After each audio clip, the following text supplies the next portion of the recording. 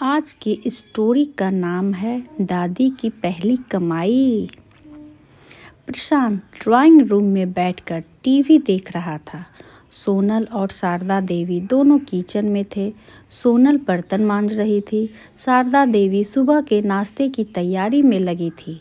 9 साल की पायल स्कूल जाने की तैयारी कर रही थी।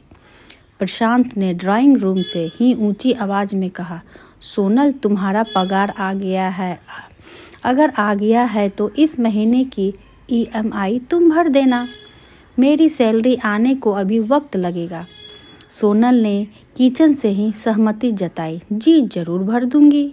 इस बातचीत से पायल के कान खड़े हो गए, क्योंकि कल ही तो उसके स्कूल में सैलरी के बारे में सबको समझाया गया था, जिसमें बताया गया था कि हर काम के लिए एक निश्चित रकम मिलती है, जिसे सैलरी कहते हैं। इस बात की याद आते ही वह तुरंत किचन में दौड़ पड़ी। उसको ऐसे अचानक दौड़ते देख प्रशांत भी उसके पीछे पीछे गया। पायल ने अपनी दादी के पास जाकर उनसे पूछा, दादी आपको सैलरी नहीं मिलती है क्या? प्रशांत और सोनल एक दूसरे की तरफ देखकर मंद मंद मुस्काए।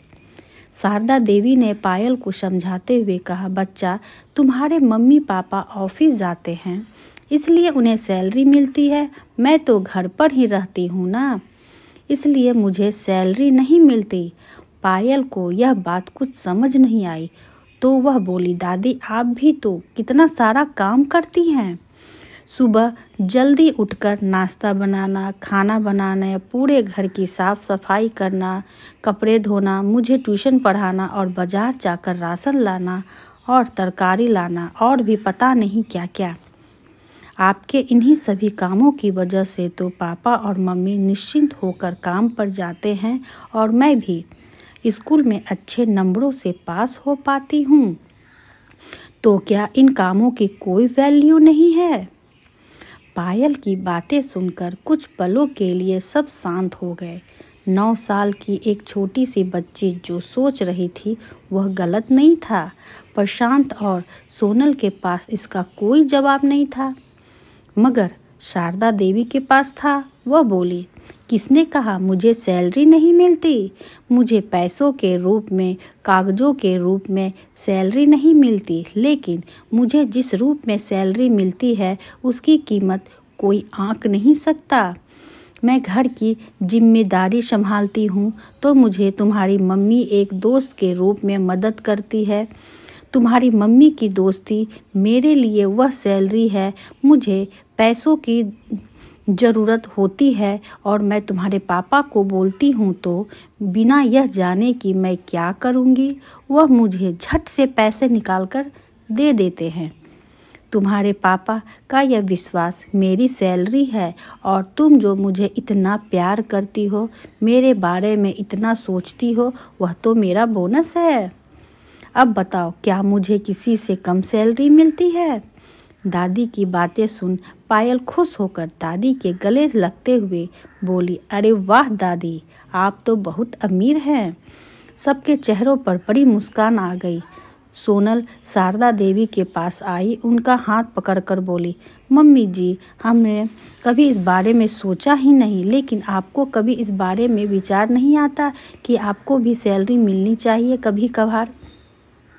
वह भी जब तुम लोगों को कुछ खरीद कर देना होता है तब थोड़ा सा बुरा लगता है। शारदा देवी ने हिचकिचाते हुए कहा। पायल बीच में ही बोल पड़ी, तभी तो मैं आपसे कह रही थी कि दादी आप ट्यूशन शुरू कर दीजिए। प्रशांत और सोनल शारदा देवी की तरफ देखने लगे। यह क्या माजरा है मम्मी? प्रशांत ने पूछा। अरे कुछ नहीं बेटा, ये पायल तो बस बातें बनाती है। शारदा देवी ने बात को टालने की कोशिश की। नहीं पापा, मैं आपको पूरी बात बताती हूँ। मेरी फ्रेंड रिंकू है ना, उसकी मम्मी एक बार मुझसे पूछ रही थी कि तुम हमेशा क्लास में अव्वल आती हो, हर विषय में अच्छे मार्क्स आते हैं, तुम कौन सी ट्यूशन क्लास से ट्यूशन लेती हो? मुझे भी बताओ ताकि रिंकू को भी वहीं भेज सकूं। जब मैंने उनसे कहा कि मुझे तो मेरी दादी ही पढ़ाती है तो उन्हें बहुत आश्चर्य हुआ। फिर अगले ही दिन वह हमारे घर आ गई थी और दादी से मिलकर उन्हें रिंकू और उनके साथ 3-4 और बच्चों को ट्यूशन देने के लिए कह रही थी, लेकिन दादी ने मना कर दिया। दादी हाँ भी कैसे करती, उनके पास दिन भर इतना सारा काम जो रहता है। पायल ने सारी बात खुलकर कही। प्रशांत बोला, अरे माँ, आपको ट्यूशन पढ़ाना चाहिए। यह बात तो पक्की है कि आप पढ़ाती बहुत अच्छा हैं। देखिए, मुझे भी तो आपने ही पढ़ाया था, उसी की बदौलत मैं इतनी अच्छी नौकरी पर हूँ आज। और रही बात घर के कामों की, तो हम उसके लिए एक काम वाली रख देंगे। आप अपना वक्त ट्यूशन पढ़ाने के लिए दीजिए। शारदा देवी ने थोड़ी आनाकानी की, लेकिन बेटा, बहू और पोती ने मिलकर उन्हें आखिरकार ट्यूशन चलाने के लिए मना ही लिया। 1 महीना बीत गया। शारदा देवी ने उसके बहू, बेटे और पोती को एक अच्छे रेस्टोरेंट में अपने पैसों से खाना खिलाया। उस दिन शारदा देवी की आंखों में रिश्तों की कमाई के साथ पहली कमाई की खुशी और संतोष चमक रहा था। दोस्तों, माना कि जीवन में पैसा ही सब कुछ नहीं होता, लेकिन थोड़ा सा पैसा जो अपनों के लिए खर्च किया जाए और उससे जो खुशी मिलती है, उसकी बात ही कुछ और होती है। अगर आपको यह स्टोरी अच्छी लगी तो कमेंट्स करके ज़रूर बताएं, लाइक एंड शेयर करें। Thank you.